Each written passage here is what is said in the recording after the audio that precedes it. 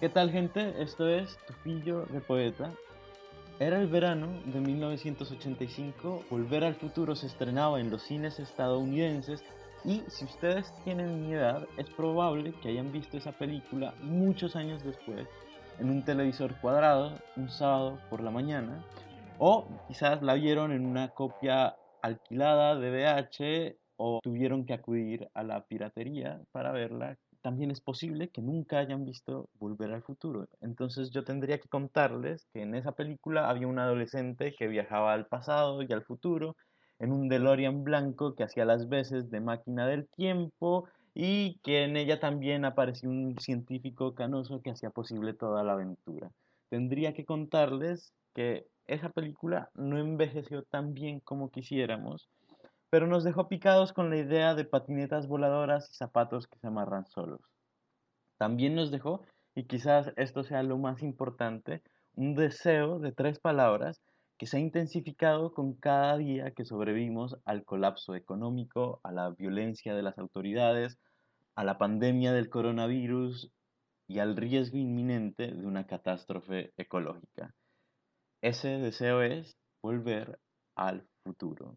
Y la pregunta que nos hacemos o que yo me hago con cierta frecuencia es cómo vamos a llegar al futuro sin cargar con la nostalgia de esa idea de progreso tan blanca, tan masculinamente tóxica y egoísta. Antes de que pierdan las esperanzas, les traigo buenas noticias porque desde hace años la ciencia ficción ha hecho el trabajo de pensar no solo el futuro, sino nuevas formas de llegar allí, de mantener la cabeza abierta para construir el porvenir. Por eso hoy en Tu Fillo de Poeta tenemos poemas para volver al futuro y me acompañan. Hola, mi nombre es Mayeli González y les estoy hablando desde Cádiz, España. Hola, les habla Luis Carlos y les estoy hablando desde Madrid, Cundinamarca, en Colombia. Hola, les habla Diego Argüello y estoy en Bogotá como toda mi vida. Hola, soy Estefanía Angueira desde Bogotá. Y yo soy Mateo Guerrero. Antes de empezar con los poemas, que es lo que nos convoca, pues les explico un poco la dinámica. Cada uno de nuestros invitados va a leer un poema, lo vamos a comentar y al final vamos a tener una votación que no define absolutamente nada, pero que nos sirve para darle un cierre al programa. Y les pregunto a nuestros invitados, porque hoy estamos en muy buenas manos, tenemos escritores y escritoras de ciencia ficción. Tenemos a Diego, que aparece en Estúpido Nerd, que es un podcast que recomendamos muchísimo. Yo quería preguntarle a ustedes, y a Nia también, por supuesto, ¿cuál es ese futuro de la ciencia ficción que más los atrae y en el que más quisieran vivir en este momento de pandemia? Yo no sé, yo tengo unos deseos ya de fundir mi conciencia en una hipermente en el ciberespacio y olvidarme de toda la corporalidad. Imagínense que ya no tuviéramos que preocuparnos por algo como una pandemia, empezando por ahí. Creo que la cosa de la hipermente a mí siempre me ha atraído mucho. Y con esta intensificación de las redes sociales y la intensificación también de mi vicio por las redes sociales e internet, que se ha, por supuesto, exacerbado ahora con el encierro, pues todo apunta hacia ahí, no sé ustedes. Es como si nuestro cuerpo fuera una tecnología muy atrasada para soportar Exacto, sí, estas totalmente. situaciones, ¿no? Estamos muy mal hechos. Yo estoy de acuerdo, yo también quiero la supermente, al menos subir mi mente a un disco duro virtual y unificarme o unirme a las otras mentes y vivir allá.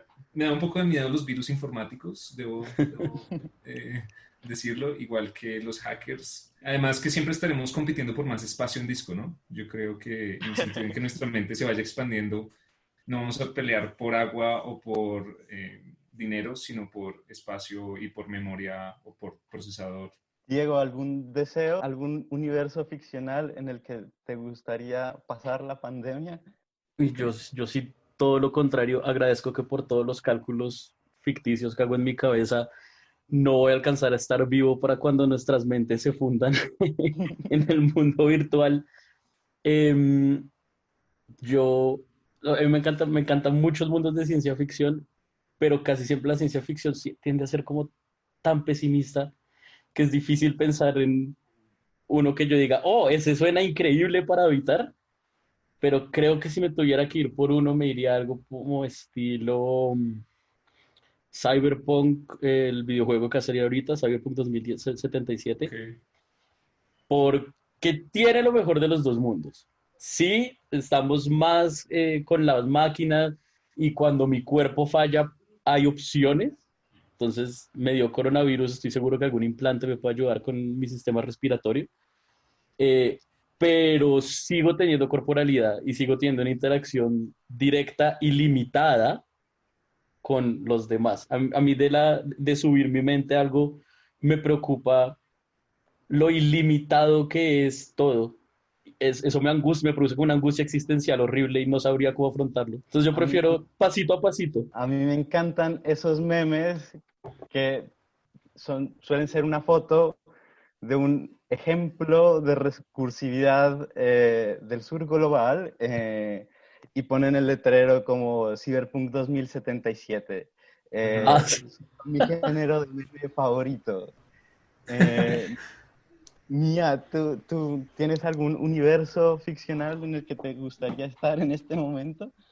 No sé, yo siento que como de ciencia ficción solo he leído cosas muy, muy pesimistas, como decía Diego, eh, y al final como que este es el mejor resultado posible entre todo, este es el lugar donde quiero estar. Pues yo creo que para seguir con esa onda quizás un poco pesimista, me encantaría que empecemos con el poema que trajo Diego. Diego, ¿qué nos trajiste? bueno, yo traje un poema de... Yo estudié literatura, pero soy un pésimo literato, entonces yo me casé como con tres, cuatro poetas y raramente, muy rara vez salgo de ahí. Y uno de mis poetas favoritos es Oscar Hahn. Entonces escogí un poema que se llama Mutantes. Volveré al planeta Tierra en unos 2 o 3 mil años más. La guerra será un vago recuerdo de la época cuando éramos bárbaros. Saludaré a los mutantes y les diré, he venido hasta aquí desde el tercer milenio. En aquel tiempo los hombres construían armas nucleares para arrasar ciudades y aniquilar a sus enemigos. Así ocurrió en la era de las tinieblas, cuando los hombres inventaron un ser a su imagen y semejanza, y se dedicaron a matar en su nombre. Los mutantes me mirarán con asombro y entrarán de nuevo a la caverna para adorar la imagen de su dios, que es un hongo atómico. Cuéntanos un poquito por qué escogiste ese para volver al futuro. Creo que vuelvo un poco a la idea de que la gran mayoría de ciencia ficción con la que uno se topa tiende a ser un poco pesimista, que es, yo creo que lo que más me gusta es hacer la comparación con ciencia ficción y fantasía, porque la fantasía es todo lo contrario, la fantasía es súper optimista. Incluso cuando pasan cosas horribles es optimista, porque el mundo es maravilloso y el mundo es bonito y hay magia y cosas. Y la ciencia ficción siempre, eh, pues como es una exploración más como de las cuestiones sociales y tecnológicas llevadas a un extremo. Entonces, obviamente todos esos extremos nosotros los vemos muy apocalípticos. Este poema me gusta mucho porque trata exactamente ese tema y lo trata desde otro punto que me gusta mucho, que es el de la idea de la divinidad. A mí la idea de la divinidad me pareció uno de los temas más, o sea, aclarando que soy ateo, pero respeto mucho todo. Eh, a mí el tema de la divinidad siempre me ha gustado mucho, especialmente por esa frase de a su imagen y semejanza, porque siento que una frase que va en ambas direcciones, que es como Dios nos creó a su imagen y semejanza, pero nosotros creamos a Dios a nuestra imagen y semejanza, y por eso es que las religiones como tal se mantienen tanto como se mantienen y pueden devolver sus pasos hacia atrás reconstruyendo la idea de ese Dios para que siga cuadrando con todo lo que está pasando. Y esto ya es llevar la idea al extremo de reconstruir la idea de Dios como el Dios creador, porque el Dios creador de los mutantes es la nube Me atómica. encanta también esta idea de que lo que hay en el futuro es un regreso al pasado, ¿no? Es como la repetición de algo que ya pasó. Bueno, primero creo que no habíamos traído todavía a Oscar Hahn al podcast y me parece como un autor fundamental. Yo creo que es como de lo mejor de la poesía contemporánea chilena ahorita. Me gusta mucho cómo utiliza estos lugares comunes bíblicos, como decía Diego. Que me parece que Frank Baez, cuando pasó por acá, leyó uno de Oscar Hahn y nos contó alguna anécdota Es verdad, al el respecto. desdichado era. Creo, puede estar equivocado. Siempre que traen a Oscar Han digo lo mismo. Pero siguiendo con el comentario, me gusta que tenga como estos lugares comunes bíblicos, me gusta que haya una actualización como del mito de la caverna de Platón, que tengan como este nuevo dios igual como súper futurista que es el hongo atómico. Y al final yo siento que Oscar Han igual siempre tiene algo de humor, o sea, esto podría leerse de una manera muy seria o verlo desde una óptica como más irónica, sarcástica, entonces me gusta, siento que es como un gran, gran poema. El poema me pareció muy bonito y de hecho me recordó a una escena del Planeta de los Simios, la segunda parte, de las viejas, en la que hay como una comunidad de personas mutantes que adoran una bomba atómica. No sé si la vieron. Es una peli, es vieja, es como del 60, es como del 70, algo así. Y ellos han evolucionado y se han convertido como en una sociedad más desarrollada, son muy inteligentes y pueden mover cosas con la mente. Su mente hace como que palpita y pueden mover cosas, entonces es interesante. Yo le tenía una pregunta a ti y a Mayelis acerca de ese pesimismo de la ciencia ficción y si es tan generalizado como parece. Sí, yo de hecho estoy cansado un poco del pesimismo en la ciencia ficción. Y digamos, vivir en un mundo cyberpunk es vivir en un mundo horrible, es como sí, hay tecnología, pero siempre la tecnología está monopolizada por la gente rica y la gente pobre vive muy mal, a pesar de que hay tecnología, la gente vive muy mal en una historia de cyberpunk. Y de hecho, mis proyectos últimamente han sido todos sobre lo contrario, sobre imaginarnos o repensarnos las ideas de desarrollo. No sé si han escuchado sobre el solar punk, que es como una corriente distinta de imaginarnos un futuro mejor, un futuro sostenible, un futuro ecológico, un futuro donde podemos eliminar a los gobiernos corruptos. Entonces, eso sigue siendo ciencia ficción, pero un poco más positiva, un poco menos pensando que no vamos a poder nunca hacer nada y quedarnos en lo mejor que tenemos es el presente, pero pues igual el presente también está horrible. Entonces, yo he estado trabajando en eso, he estado trabajando mucho en cómo podemos salir de ese loop de pesimismo y más pesimismo y más pesimismo. De hecho, me parece que nosotros estamos aquí ahora, no solo no por la pandemia, pero sí como en un mundo cyberpunk, porque nuestro mundo ya es bastante cyberpunk con las conexiones y con los gobiernos que nos pueden controlar y todo eso. Justamente porque, porque llevamos imaginándonos este futuro desde hace mucho tiempo y es casi como si lo hubiéramos estado construyendo basándonos en esos manuales que escribimos desde los 80 de cómo va a ser este futuro pesimista, controlado por el Internet y el ciberespacio y los grandes hermanos, el gran hermano que lo controla todo y digamos un mundo feliz me parece que es muy parecido a nuestro mundo con estos placeres, el control de los placeres. Y siento que justamente para crear un mundo mejor tenemos que imaginarnos primero un mundo mejor. Entonces, siento que tenemos que hacer eso, como dejar ese pesimismo e imaginarnos cómo podemos resolver los problemas, como que ya el pesimismo es un cliché incluso. Y siento que podemos utilizar nuestra imaginación para pensar esos problemas y solucionarlos, así sea de una forma simbólica, en la ciencia ficción. Podemos luchar contra el gobierno, podemos destruir las cosas que nos hacen daño y no significa que vaya a ser una utopía ingenua, sino más bien como eh, imaginarnos muy bien cómo sería esa lucha incluso, cómo sería esa lucha para desarmar las cosas que nos afectan. Sí, ahora actualmente en el contexto español, que bueno, es el que más acceso tengo, aunque yo trato de estar muy conectada con lo que se está escribiendo en Latinoamérica de ciencia ficción, hay una cierta tendencia precisamente hacia quitarle un poco de hierro a estas imaginaciones, a estas fabulaciones que tienen que ver con el futuro. Y además del solar punk, existe otra nomenclatura que se llama hope punk, que es precisamente esa ciencia ficción que trata, si no de remediar, al menos de plantear un escenario que no sea tan opresivo, que no sea tan aplastante como esas distopías clásicas que todos conocemos y que a veces pensamos que la ciencia ficción es solamente este tipo de futuros catastróficos y totalmente aplastantes para el individuo.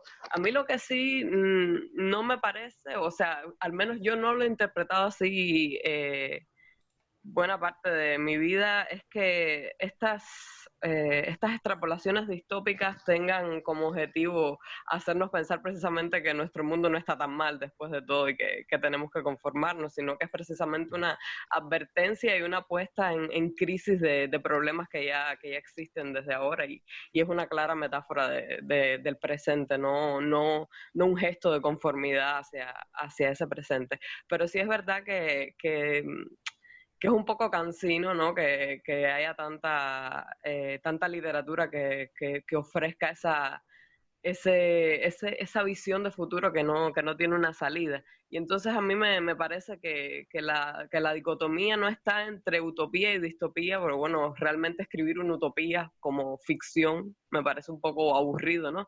En ese sentido de falta de conflicto, de perfección, sino entre esa rendición que parece proponer la distopía. Pensemos en 1984, que es el ejemplo clásico, ¿no? De distopía aplastante y en el que el protagonista se rinde totalmente ante ese poder totalmente castrante. Entonces, esa dicotomía decía entre la rendición y precisamente la lucha por cambiar ese status quo, que es lo que se propone, aunque sea solo, como decía Luis Carlos, solo simbólico, aunque sea incluso solo el esbozo o dejar a esos personajes en el borde de lo que puede ser ese futuro diferente y no la rendición ante un sistema que no les da una salida.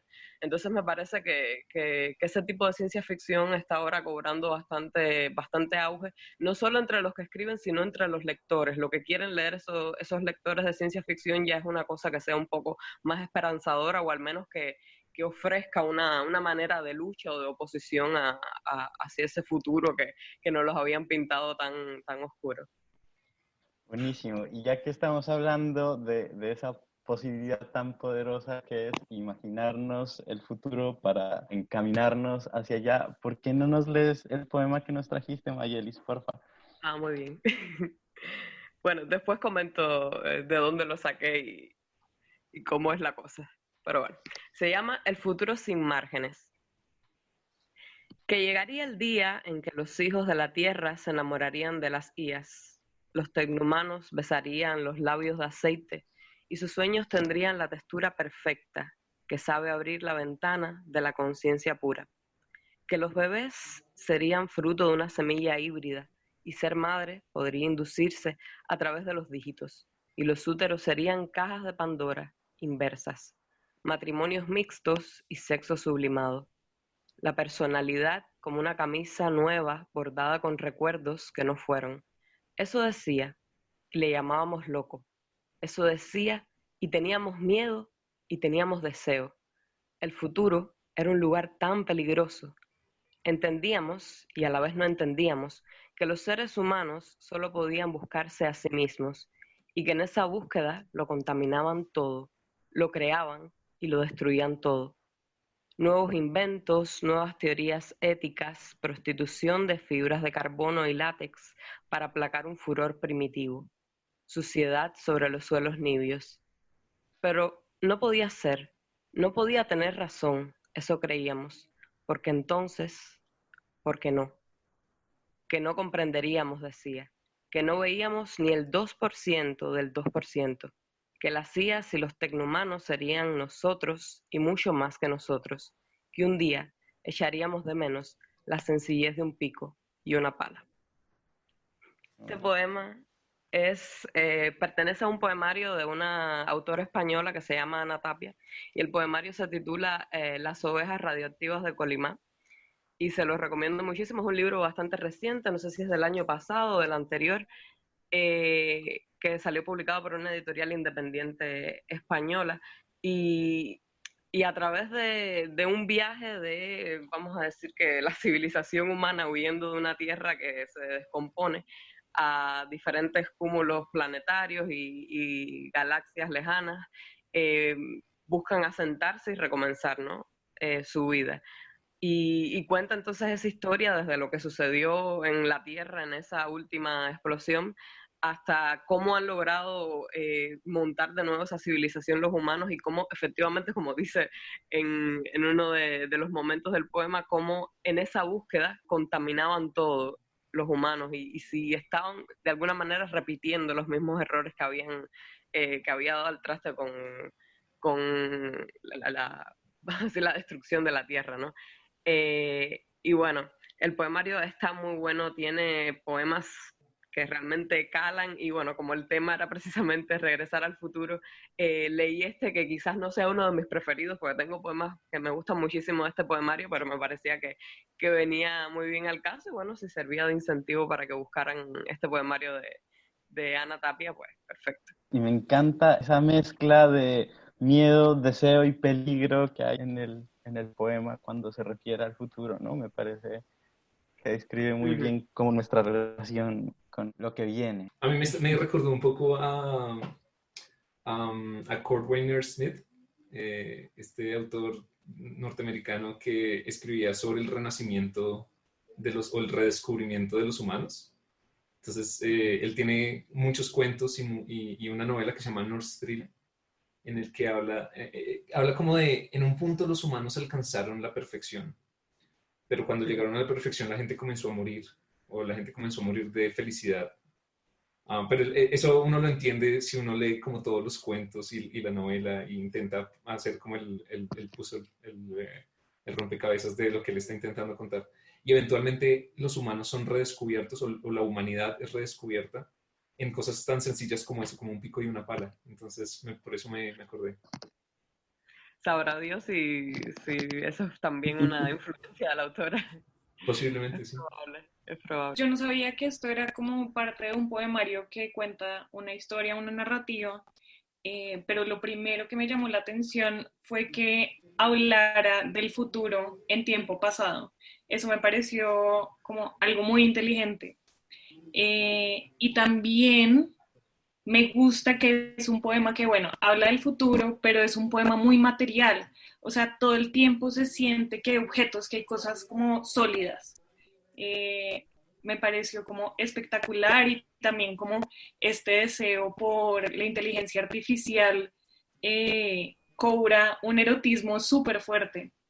Me pareció increíble. A mí digamos que al principio, o sea, ese inicio del poema a mí me llevó directamente a la película Hair, como esto de los hijos de la tierra se enamorarían de Lucías, pero con un final completamente distinto, que, no, o sea, que me parece chévere, por mucho que yo amo la película, me produce mucho dolor. Entonces me gusta esta idea de que no es que la inteligencia artificial entra en contacto con nosotros y luego nos trasciende y se va, sino que entra en contacto con nosotros y los dos trascendemos hasta cierto punto, nos quedamos acá, como que no es solo la influencia pasajera que deja, sino que empezamos a crear algo juntos. Eso me parece chévere y me parece aún más chévere que eso, algo que creamos juntos, nos haga añorar aún más el pasado. Sí, Que yo creo que igual es una vaina de la ciencia ficción 100%. La ciencia ficción, todo el tiempo en algún momento alguien dice, ay, pero el pasado, ¿se acuerda? Todo era más sencillo, todo era como... Entonces, Sí, o sea, me parece muy cool. ¿ustedes creen que la ciencia ficción es conservadora? Algunos autores. Sí, ahí depende del autor. Ayn Rand sí, pero por ejemplo, no sé, Transmetropolitan a mí me parece cero conservador. El cómic Transmetropolitan es como bueno, en el futuro la tecnología va a avanzar un resto y los seres humanos vamos a seguir siendo una porquería, entonces vamos a coger esa tecnología para expresar nuestras libertades de la forma más salvaje posible. lo cual no voy a decir que sea bueno en el sentido moral, pero conservador me parece poco conservador, la verdad. Digamos que sí depende, siento que depende mucho del autor. Sí. Pero, Potencialmente la ciencia ficción debería, o sea, tiene la potencialidad de ser una literatura extremadamente revolucionaria. Ujú. El hecho de que sea una literatura especulativa y que se puede especular además con cualquier área del conocimiento humano, eso ya entraña cierto sentido de ruptura, ¿no? Y no de conservadurismo. Pero como toda literatura, al tener tantos exponentes, tantas cosas además variadas que son la ciencia ficción, porque a veces pensamos la ciencia ficción como algo, un objeto inamovible o algo muy preciso, cuando en el mismo ámbito de la ciencia ficción continuamos estudiando y peleándonos entre nosotros para definir qué cosa es o no es ciencia ficción. Pero sí, depende mucho de los autores y a veces pasa que qué sé yo, temas se ponen de moda o dinámicas se ponen de moda, puntos de vista y terminan también enquistándose y convirtiéndose en temas conservadores y me parece que eh, las últimas llegadas al mundo de la ciencia ficción de otra clase de autores, de otra clase de público también que lee este tipo de literatura, está contribuyendo a que salga de esos moldes que, como toda literatura y como todo contexto social en que se enmarca esa literatura, ha sido conservador y ahora se están rompiendo muchos tabúes, están entrando muchos temas que tienen que ver con la comunidad LGTB, que tienen que ver con la reivindicación de las minorías y la ciencia ficción está siendo muy abanderada en ese tipo de temáticas y en tocarlas de la manera más novedosa y más retorcida en el sentido de darle la vuelta a esas temáticas que pueda haber. Y ya les digo, es una literatura que pienso que tiene muchas potencialidades y que el límite es precisamente esa, la imaginación de cada autor. Sí, yo pienso en la ciencia ficción como algo que aparece en una novela de Luis Carlos. La novela se llama El Gusano y es o sea, en esta novela las personas cuando se tocan se fusionan. No más spoiler, que la tengo en cola. No va a ir mucho más allá. Es como un organismo que se va completando y ampliando cada vez más, incluyendo cada vez más cosas. Entonces, sí, no sé. Obviamente siento que puede haber tendencias súper conservadoras allí, pero si la tendencia es ampliarse y cada vez volverse más grande, creo que tal vez hay como una esperanza de que ese conservadurismo no llegue a ser lo dominante, y más si hay cada vez más personas como interviniendo allí en ese espacio. Nia, ¿te parece si seguimos con tu poema? Sí, de una. Aunque yo estaba hablando un poquito, o sea, sobre todo como de querer conservar lo humano, no sé, no como de fachos. ¿Por qué Ya, nos dejaste ir tanto tiempo por un camino tan equivocado? Debimos parecer unos idiotas. Que se está divirtiendo con lo que estábamos diciendo. Ella solo nos señalaba y se reía. No, no, cero. Igual me gustó por dónde fue, creo que también era como un debate importante. Pero sí, o sea, pensaba más como en lo conservador de igual el miedo a lo desconocido, del miedo al futuro, ¿no? Pero dejemos con esta respuesta, creo que estuvo maravillosa. Y sigamos con mi poema. Mi poema es de una escritora estadounidense, nació en China, y es como, bueno, una traducción un poco como hecha muy rápido. Si la gente lo puede leer en inglés sería creo que mejor, pero bueno, digamos que es un primer intento de traducción de este poema de May May Bersenbrugge, y este poema originalmente se llama Hello the Roses, lo traduje como Hola las rosas, pésima traducción para un título, porque tiene como aliteración y rima asonante, pero bueno, dado que no encontré algo mejor, Hola las rosas. Y esta es la primera parte. Esto hace parte de un libro de ella que se llama Hello the Roses también. Este es como el primer poema. Hola las rosas. Mi alma ondula radialmente hasta los bordes de mi cuerpo, según las mismas leyes por las que las estrellas brillan, comunicándose con mi cuerpo por emanación.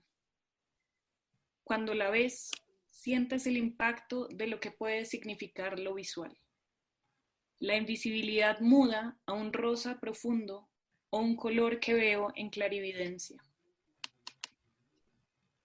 Esta sensación de ver la rosa se extiende porque la luz en el ADN de mis células recibe las frecuencias de luz de la flor como un holograma. La rosa entera, pétalos en el aire moviéndose, la emoción del perfume se registra como una esfera. Así que cuando recuerdo la emoción, toco la dimensionalidad. De un pequeño capullo emerge un apretado bulto de pétalos coral piel de bebé, recogidos en media esfera, como sostenidos por manos.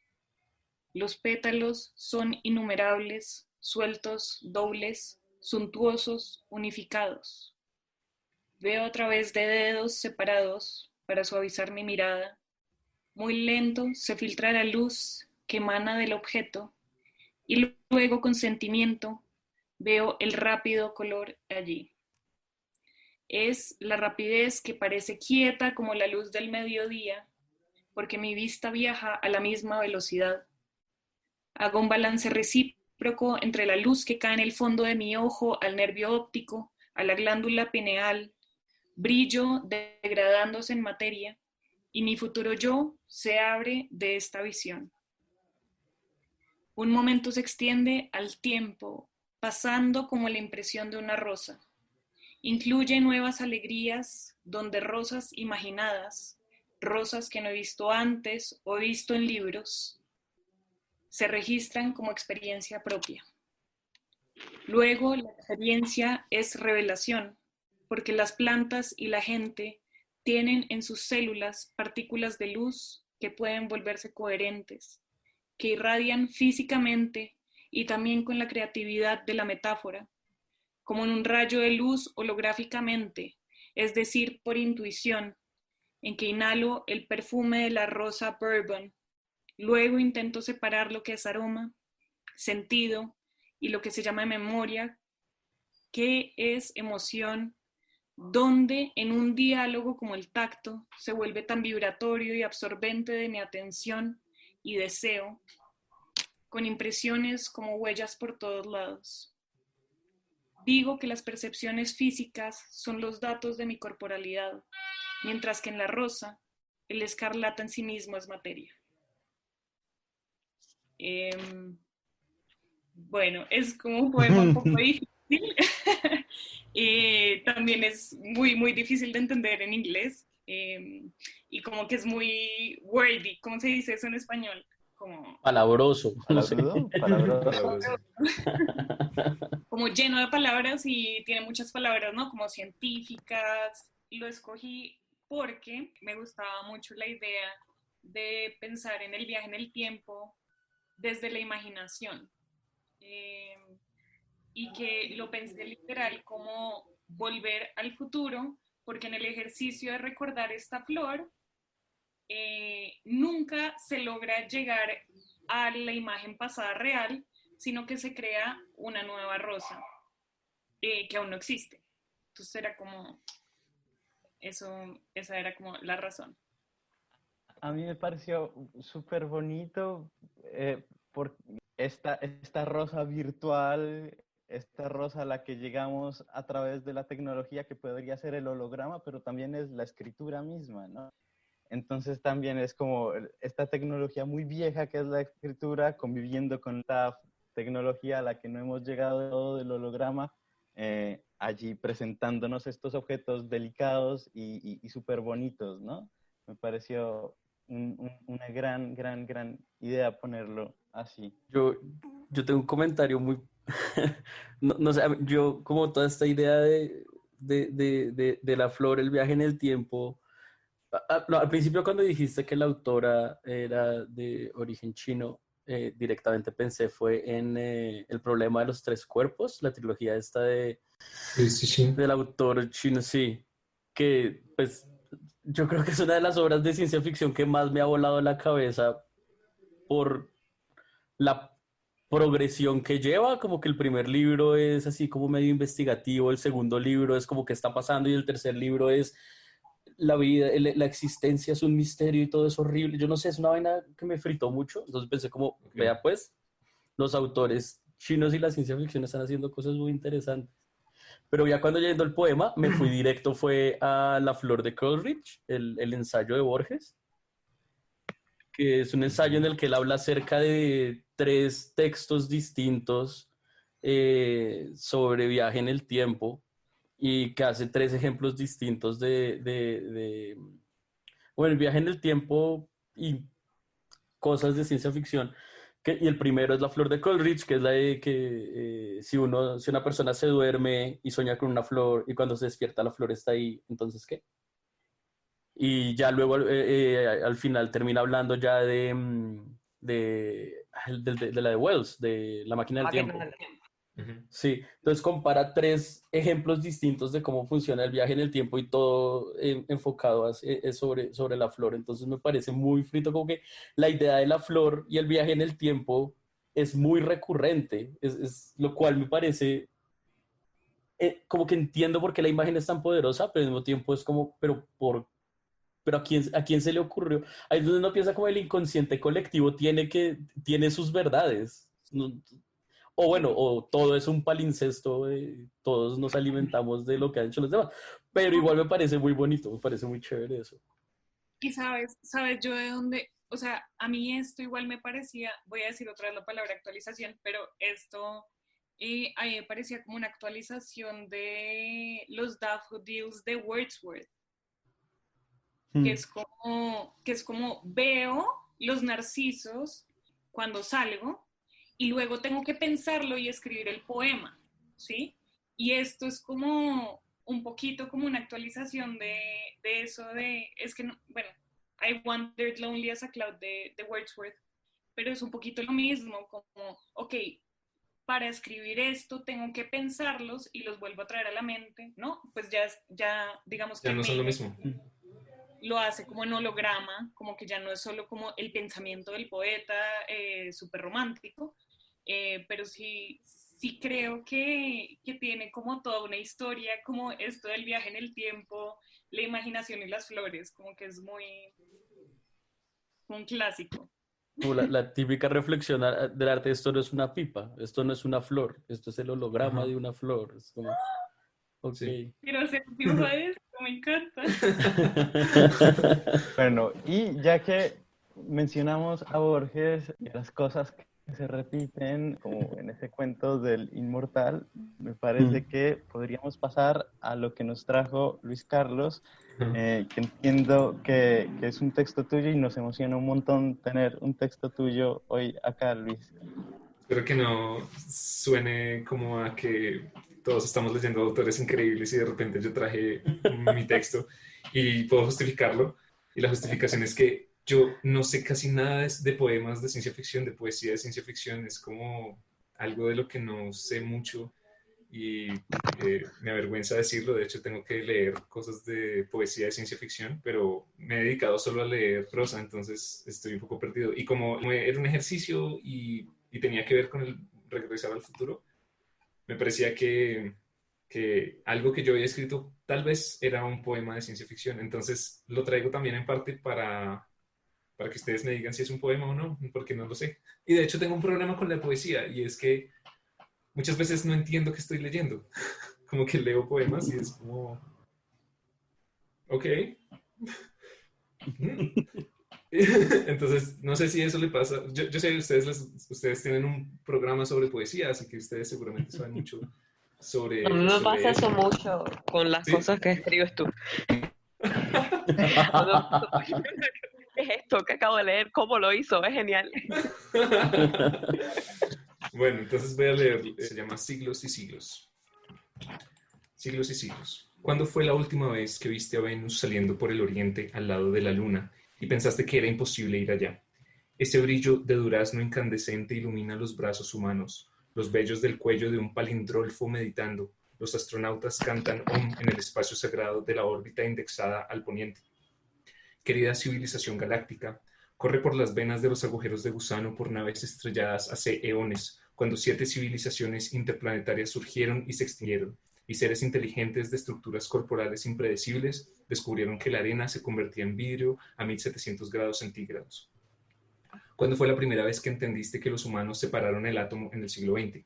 Hace tantas eras que la primera especie inteligente fabricó un espejo, y en apenas 2000 años terrestres ya habían conquistado su sistema solar antes de colapsar en una guerra o en una supernova que los dejó aislados. Han pasado millones de años desde que algo parecido a inodoros fueron diseñados por primera vez, hechos de materiales impensables para el humano promedio. 7 veces hemos encontrado de nuevo todos los elementos de la tabla periódica y aprendido y olvidado la velocidad de la luz e ignorado por completo las propiedades atómicas antes de volverlas a descubrir. El cuerpo y la mente han despertado y vuelto a dormir como palpita un corazón de lucidez e ignorancia, formando alianzas y repúblicas y monarquías y pasando entre el oscurantismo y la iluminación apenas por 100 años antes de estallar en revueltas psíquicas y armas de destrucción masiva. Un alien se enamora de otro en un parsec deshabitado de la galaxia, a 1000 años luz entre 2 enanas blancas que comienzan a girar, una alrededor de la otra, intercambiando energía hasta que estallan en una colección de ondas gravitacionales.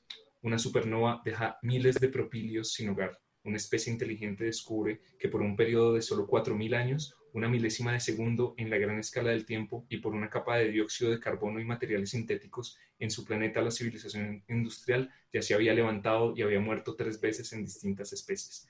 Casi como se chasquean los dedos, suben al poder formas de vida sin piernas, capaces de volar y de metamorfosis, habiendo dejado un corpus de filosofía que se degradó en formatos de almacenamiento que nada puede abrir ni entender y en obras de arte que hoy en nada se diferencian de rocas amorfas y fósiles simétricos.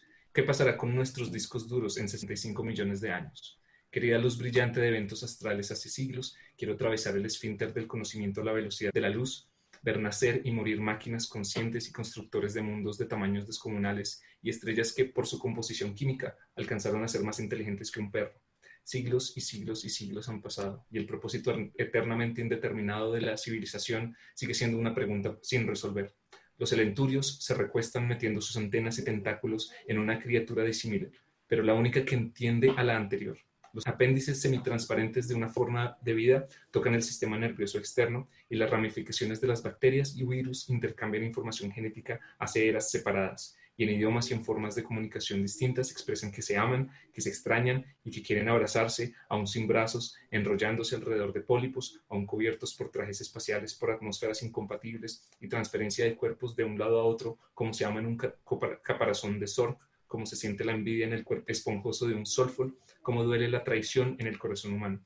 Así se siente no saber nada, saber un par de cosas, opinar tantas otras, y luego ser borrado de la historia, y ser una capa de sedimento que marca el Cretácico del Antropoceno, y que alguien escriba un libro aventurándose a imaginar que esa línea delgada hallada en las rocas de una isla son la única evidencia que existe de una especie inteligente hace siglos extinta. Luis, cuéntanos un poquito sobre este texto que además, como decía hace un rato, al menos a mí me recordó al Inmortal de Borges, pero con una dimensión muy, muy bella y orgánica porque finalmente este viajero que le habla a esta querida luz brillante quiere ser expulsado por el esfínter, tiene como una dimensión escatológica también relacionada con la degradación de las civilizaciones y cómo la vida se vuelve a levantar después de la muerte. No sé, me pareció muy bello. Cuéntanos un poquito, Luis. Esto hace parte de un libro que es como un texto que tuve que sacar de una novela, porque el editor y yo estuvimos hablando y decidimos como, bueno, no, tal vez no va, pero igual el texto me gusta, entonces lo salvé. Y es como sobre, no voy a hablar tanto de la novela, pero sí como sobre esta sensación que siempre he tenido de qué tal si hace millones de años hubo una civilización y se extinguió, y si volver al futuro, o sea, si ir al futuro es volver al pasado, en el sentido en que nuestra civilización eventualmente va a desaparecer. Por eso digo eso de qué pasa con nuestros discos duros en 65 millones de años. Yo siento que todas las cosas que nosotros amamos y todas las cosas que creemos que son maravillosas, las va a destruir el tiempo eventualmente. Y es posible que vuelvan a surgir. Y es como un respirar, ¿no? Como que oscurantismo, iluminación, oscurantismo, iluminación. Entonces siento que eso no, siempre me ha puesto a pensar mucho en cuál es el sentido del desarrollo, cuál es el sentido de la civilización, a dónde queremos llegar y para qué. Entonces ese es el contexto del poema y el libro es justamente sobre eso, sobre desarrollo. Es de ciencia ficción y las preguntas fundamentales son sobre el desarrollo y el subdesarrollo. Cuando nosotros entremos en contacto con unos aliens que son muy desarrollados, pero cómo nosotros entramos en conflicto con a dónde queremos llegar y cuál es el punto final de la idea de la civilización. Me quedo mucho con el que pasará con nuestros discos duros en 65 millones de años, porque claro, ¿qué va a pasar en ese entonces? Pero pues, ¿qué pasa ahorita con el floppy, con el disquete floppy en el que yo tenía guardada unas fotos? Porque eso nos pasa. O sea, ahorita nos pasa con microdata. En un futuro va a pasar con toda la humanidad. Y me hace pensar también que el avance tecnológico hace que cada una de las cosas de las que nosotros dependemos empiece a ser enteramente dependiente del contexto en el que estamos. O sea, un libro puede seguir siendo leído independientemente de su entorno. Un VHS no. Toca refabricar el aparato. Y lo mismo pasa con las herramientas. Un martillo siempre se va a poder utilizar, un taladro no. Estoy impactada. Cada vez más. Y entre más avanza la tecnología, más requisitos previos va a haber para que se pueda utilizar cada una de las cosas que usamos. Por eso es que siempre cuando algo cambia el status quo, se habla de un retroceso. Y siempre es un retroceso. Y por eso es como el retorno y el retorno y el retorno. Esa es toda la idea del post-apocalipsis y el reconstruir la sociedad a partir de lo que queda. Pensaba en Apple y cómo ellos inventan como sus propios requisitos para cambiar las cosas. Entonces es como, bueno, ahora no puedes poner tus audífonos normales. Y entonces pues, tus audífonos no conectan a nada que no sea tu iPhone. Luego como, y ahora quitamos todas las conexiones USB y ahora necesitas un adaptador para conectar tu USB al computador. Y así como con todo. Como que el desarrollo está, lo que nosotros entendemos por desarrollo está limitado a la ley del mercado, por ejemplo, a la obsolescencia programada y este tipo de cosas. Y que es la única forma de desarrollo que conocemos y por eso las relacionamos íntimamente, a pesar de que realmente no tengan ninguna relación inherente, pero es la idea que nos vendieron y es el mundo en el que vivimos. Como mismo decías de las herramientas, ¿no? Que un martillo siempre lo podremos utilizar, pero un taladro requiere de otras tecnologías para hacerlo echar a andar. Funcionar. Lo mismo ocurre con las áreas del conocimiento humano. Vamos cada día hacia la especialización de la especialización y cada día sabemos más poco sobre una cosa en específico y sabemos menos sobre el funcionamiento en general y así vamos por la vida interactuando con la tecnología casi como si fuera magia porque realmente no entendemos cómo es que está funcionando las cosas más básicas de nuestro entorno. Es esa idea de que toda tecnología lo suficientemente avanzada va a ser magia. Exacto. Es indistinguible de la mano. Están hablando como en términos poéticos súper fuertes, me encanta. Me encanta sobre los martillos los y los computadores. Yo quería... Luis Carlos, me encantó el poema. Me encanta el poema. ¿El libro del que lo sacaste es Vagabunda Bogotá o qué libro es? Si se puede saber. No. Este es uno que voy a publicar este año que se llama Tierra contra Futuro. Ya. Sí, pues me recordaba ese tema del olvido, ¿no? Que es un leitmotiv que tenías en ese otro libro y el tema ese de olvidar las cosas y está muy bien cuando lo explicas como ir al futuro es regresar a ese pasado. Dios, la mente. Muy bien, me gustó mucho.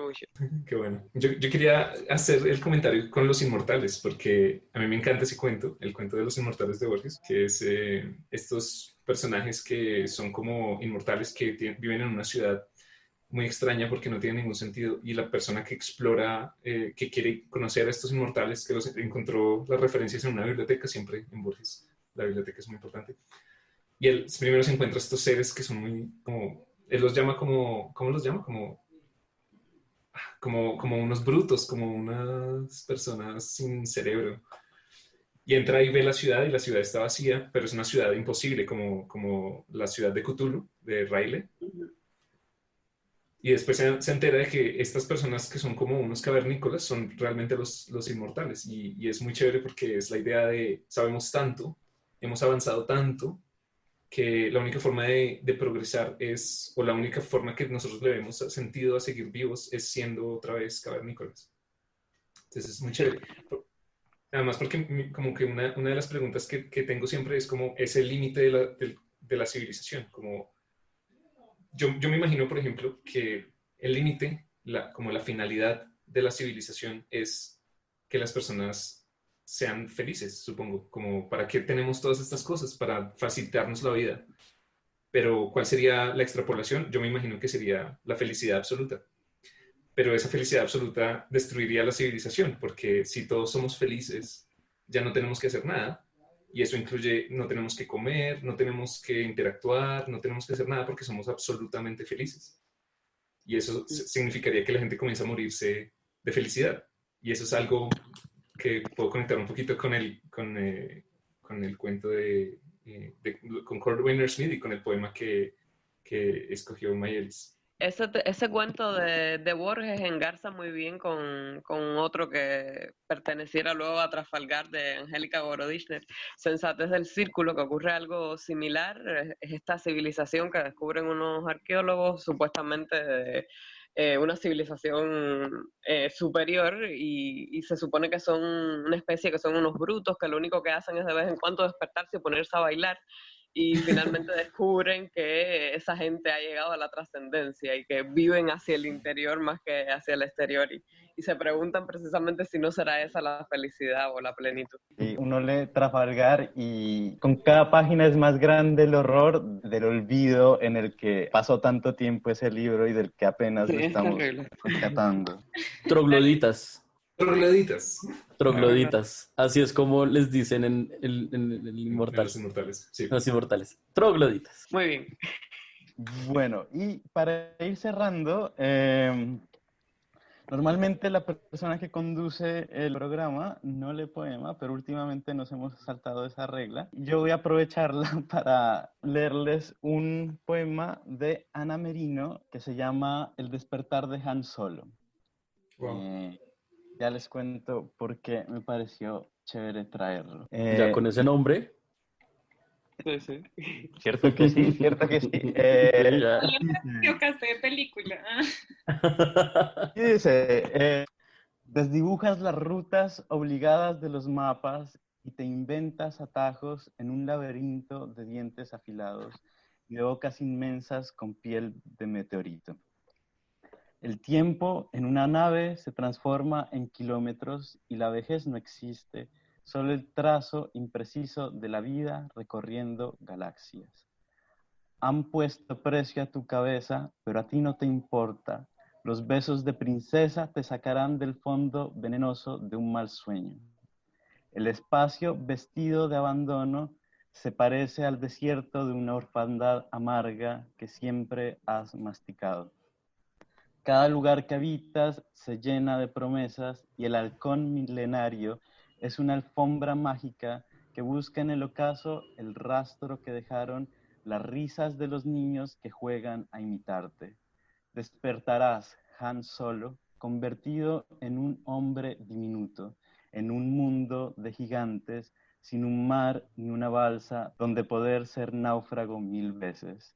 Despertarás envuelto en un plástico duro, como el caparazón de los insectos, y sentirás unas manos inmensas moviéndote los brazos y las piernas. Los besos de princesa son saliva de niño escupiendo disparos de tu pistola láser. Contrabandista de granos de arroz y de lentejas, despertarás con ganas de quedarte dormido para siempre, pero no tendrás que conformarte con el abismo de las noches, enterrado debajo de una almohada. Y yo traje este porque me pareció muy bella la idea de este Han Solo que creo que por generaciones fue un modelo de masculinidad para mucha gente, y era este tipo que no tenía emociones y que cuando le dicen que lo aman, el tipo simplemente responde, sí, yo sé, y es como muy loco verlo indefenso y convertido en un juguete que no tiene otra que recibir besos de los niños y escupitajos también de los niños. Y en ese sentido también pensaba en el otro gran juguete de Star Wars, que de alguna manera es Darth Vader, que es como el títere de estas fuerzas malvadas que lo manejan, y como Darth Vader también se vuelve una figura que nos invita a pensar en otros tipos de masculinidad, ¿no? Porque él, claro, es un monstruo, es malvadísimo, pero al final se redime, y pensaba en ese paralelo, en este Han Solo juguete y en este gran títere o juguete del emperador que es Darth Vader, y que al final, pucha, ayuda a que la galaxia y la resistencia sobrevivan. Entonces, creo que es una bonita idea para pensar lo que pueda venir después de estas cosas tan locas que están pasando este año. A mí de ese me gusta mucho que además, si cogemos a Han Solo y en serio analizamos a Han Solo era un man que se dedicaba, era como a transportar cosas y era como que querían mostrarlo como el vaquero, como el yo no sé qué, pero él realmente no era no recompensas, él No. simplemente tenía una nave de transporte que era muy rápida, muy vuelta a nada, pero en verdad es como... Es lo menos heroico del mundo, ¿no? No, O sea, Han Solo quería ser heroico y ese es el punto de Han exacto. Solo. Él se muestra heroico y quiere mostrarse heroico, pero, Pero no, pero más heroico Chewie, no sé, pero Han Solo totalmente, no. totalmente. Es como una Me caricatura de un encanta. héroe, ¿no? Sí, completamente. Me encanta que esto vaya a terminar con estos altos niveles de nerditud hablando de Han Solo y Me De invitaron, acuerdo. eso iba a pasar. La nerditud era inevitable. Creo que como el poema de Oscar Hahn, también hay que encontrarle un poquito de humor. Me interesa mucho que este poema esté escrito como en arte menor. En Que versos los cortitos. exacto, que las sílabas sean como de 5 a 7 en general, porque eso le da como mucho movimiento y también un sentimiento de que es un poema infantil. Y yo creo que ahí, un poco en la forma, radica como ¿cómo se dice? Como que lo hace un poema bastante juguetón. Bueno, me gusta acabar con esto.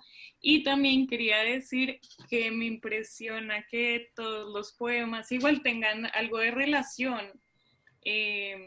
Siento que igual fue un episodio un poquito como narrado, ¿no? No sé, ¿me Como si fuera una equivoco? historia. Todos estábamos contando una historia. Sí, como todos juntos contamos algo, me parece. ¿A ti no te pasaron el guión? Ah, Yo pensé que se le habían pasado a todos, perdón. No. ¿quién? ¿Dios? Por Que tú favor, digas Diego, eso por hace parte del favor. guión. Todo lo que te... Todo. Como Ay, no, en la película de Robin Hood de Mel Brooks.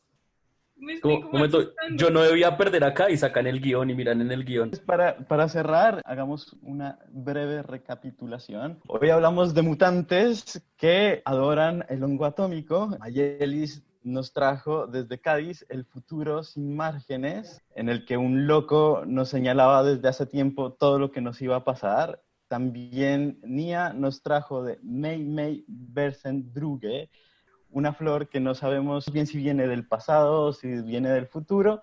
Luis Carlos nos leyó un texto original que nos hablaba de cómo la historia se repite y nos mostraba la inmensidad del universo. Y finalmente yo les traje un poema que habla de Han Solo hecho juguete. ¿Hay algún voluntario o voluntaria para empezar a votar?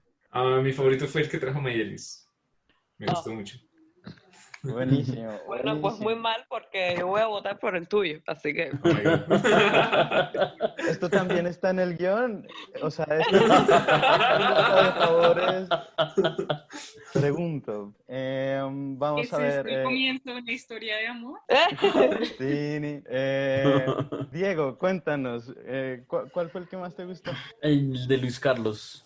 El de Luis Carlos fue, pues, digamos que lo que digo, yo no soy un buen literato, pero entonces tengo la misma duda de Luis Carlos de que no sé si es un poema o no es un poema, pero fue el texto que más me impactó de los que leímos hoy. Entonces, me quedo con ese.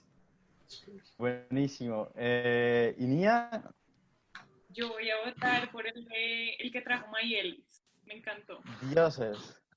Tenemos un empate entre Luis Carlos y Mayeli. Y normalmente yo disolvería el empate, pero ¿por qué tienen que haber ganadores? El empate me gusta en esta ocasión. Agradezco muchísimo que Luis Carlos se haya lanzado a la piscina con un texto original. Me parece hermoso y es un orgullo para mí. Y Mayelis, además de haber leído un poema genial, pues se merece una mención especial por estar trasnochando con nosotros en Cádiz. Es muy tarde en este momento. Me encanta que todos ustedes estén acá y que para qué ganadores si nos podemos quedar con esa alegría. Me encanta, Eso sería- esto está súper solar punk. Exacto, no hay que competir, podemos colaborar juntos y hacer un futuro anarquista. Me parece. Eso ha sido todo por hoy.